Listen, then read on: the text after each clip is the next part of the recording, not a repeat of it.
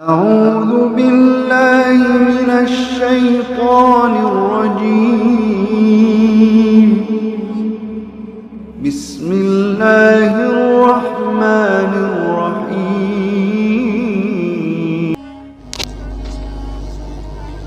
الحمد للہ رب العالمین والصلاة والسلام علی رسولہ الکریم اما بعد فاعوذ باللہ من الشیطان الرجیم بسم اللہ الرحمن الرحیم۔ ناظرین، آج ہمارا موضوع ہے میت کو دفن کرنے کے بعد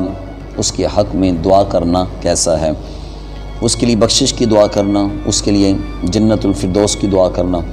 اس کے لیے درجات کی بلندی کی دعا کرنا، کیا اس کے حق میں قبول ہوتی ہے یا نہیں ہوتی، اس پر آپ سماعت فرمائیں گے۔ بہت اہم یہ موضوع ہے کہ اس پر اپنے پیاروں کے لیے، مرحومین کے لیے ان کو دعا میں یاد رکھنا، شریعت اس پر کیا کہتی ہے۔ آپ سماعت فرمائیں گے، جان جائیں گے کہ اپنے پیاروں کے لیے دعا کرنا کس قدر اہمیت رکھتا ہے۔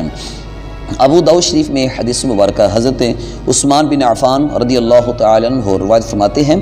نبی اکرم شفیع معظم صلی اللہ علیہ وآلہ وسلم میت کی تدفین سے فراغت پر اس کے پاس کھڑے ہو جاتے، جب میت کو دفن کر دیتے تو اس قبر کے پاس کھڑے ہو جاتے اور فرماتے اپنے بھائی کے لیے بخشش مانگو، اپنے بھائی کے لیے دعا مانگو، یا اللہ اس میت کو بخش دیں، ہمارے اس پیارے کے گناہوں کو معاف کر دیں، اور اس کے لیے ثابت قدمی کا سوال کرو، کیونکہ ابھی اس سے قبر کے اندر سوال ہوں گے۔ تو آقا علیہ الصلوۃ والسلام اپنے صحابہ سے یہ بات ارشاد فرماتے۔ اس کا مطلب جب ایک اپنے پیارے عزیز میت کو دفنا دیا گیا ہے تو اس کے لیے جو دیگر ورثاء ہیں، اقربا رشتہ دار ہیں، وہ اس کی قبر پہ کھڑے ہو کر اگر بخشش مانگتے ہیں،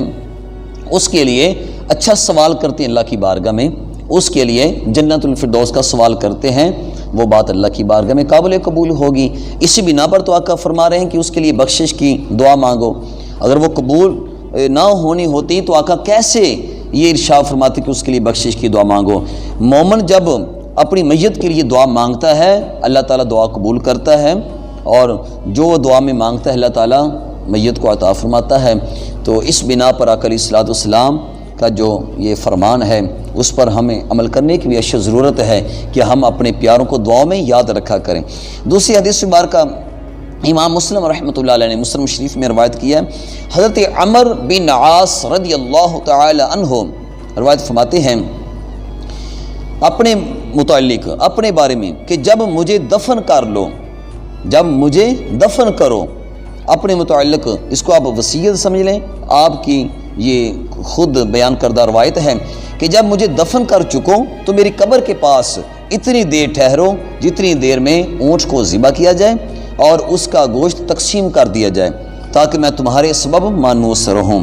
اور معلوم کر سکوں کہ میں نے اپنے رب کے فرشتوں کے سامنے کیا جواب دینا ہے۔ جب فرشتے مجھ سے قبر کا حساب و کتاب لیں گے، آپ میری قبر کے پاس کھڑے ہوں گے، دعائیں کر رہے ہوں گے،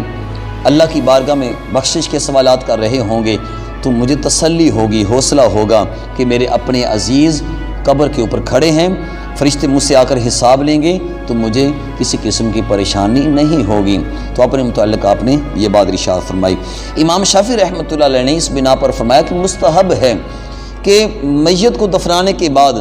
اس کی قبر پہ کھڑے ہو کر قرآن پاک کا کچھ حصہ تلاوت کیا جائے، قرآن پاک کی آیات بشینات پڑھی جائیں، تاکہ جب قرآن پاک کی تلاوت کی جائے گی تو قبر والے کے لیے فرشتوں کے سامنے قبر کا جو امتحان ہے اس کے اندر کامیابی آسانی سے ہو جائے گی۔ تو اس اعتبار سے امام شافعی رحمۃ اللہ علیہ فرمایا کرتے ہیں کہ قرآن پاک کا کچھ حصہ تلاوت کیا جائے۔ حضرت عائشہ صدیقہ رضی اللہ تعالیٰ فرماتی ہیں، ایک آدمی نے بارگاہ رسالت میں عرض کی، یا رسول اللہ صلی اللہ علیہ وآلہ وسلم،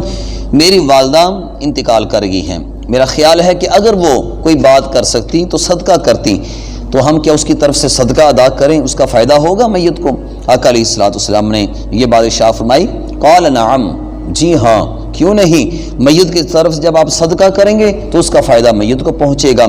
امام مسلم رحمۃ اللہ علیہ مسلم شریف میں روایت فرماتے ہیں، حضرت ابو ہریرہ رضی اللہ تعالی عنہ اس کے راوی ہیں، رسول اکرم شفیع معظم صلی اللہ علیہ وآلہ وسلم نے فرمایا، جب انسان مر جاتا ہے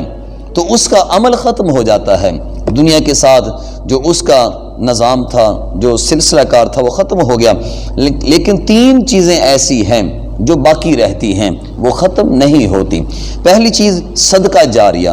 اگر مرنے والے کی طرف سے اس کے ورثاء کوئی چیز صدقہ جاریہ کر دیتے ہیں، مسجد کے اندر اسی طرح کوئی صف بچھا دیتے ہیں، پنکھا لگوا دیتے ہیں، یا کہیں پہ پانی کا اہتمام کر دیتے ہیں اور اس نیت سے کہ اس کا اجر و ثواب ہماری میت کو پہنچے، تو یہ صدقہ جاریہ، اس کا اجر و ثواب میت کو پہنچتا ہے۔ اور دوسری چیز علم نافع،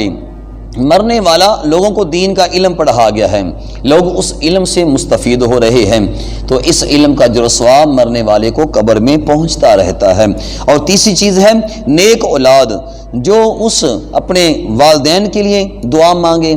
تو نیک اولاد جب دعا مانگتی ہے تو یہ دعا بھی مرنے والے تک پہنچتی رہتی ہے۔ یہ تین چیزیں ایسی ہیں جو ختم نہیں ہوتی۔ ناظرین، آپ نے سماعت کیا کہ میت کو دفن کرنے کے بعد دعا کرنا بہترین عمل ہے، بلکہ جب دعا کریں گے تو اللہ تعالیٰ اس دعا کے صدقے میت کی بخشش فرمائے گا اور اس مرحوم کے درجات بلند فرمائے گا۔ جنت الفردوس کا اگر سوال کریں گے تو اللہ تعالیٰ جنت الفردوس میں اعلیٰ مقام عطا فرمائے گا۔ اللہ تعالیٰ کی بارگاہ میں دعا ہے کہ ہمیں اپنے پیاروں کو، اپنے مرحومین کو دعاؤں میں زیادہ سے زیادہ یاد رکھنے کی سعادت نصیب فرمائے۔ آمین بجاہ النبی شین وآخر دعواہم ان الحمد للہ رب العالمین۔